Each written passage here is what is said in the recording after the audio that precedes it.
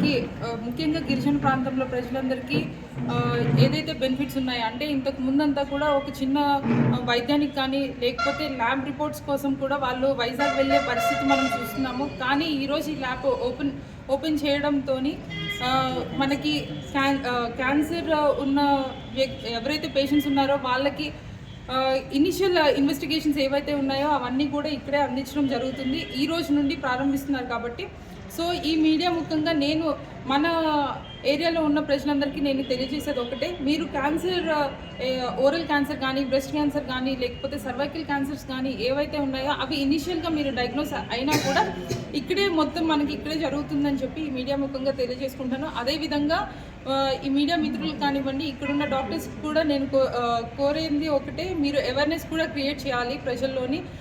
Both breast cancer and oral cancer and cervical cancer కూడా ఎలా వస్తుంది ఏంటి అని చెప్పేసి ఇక్కడ ఉన్న పేషెంట్స్కి కానీ లేకపోతే ప్రజలందరికీ కూడా మనకు తెలియజేసే బాధ్యత మనందరి మీద ఉంది. సో అదేవిధంగా డాక్టర్స్ అందరూ కూడా ముందుకు వెళ్తారని కోరుకుంటూ సెలవు తీసుకుంటాం. Thank you.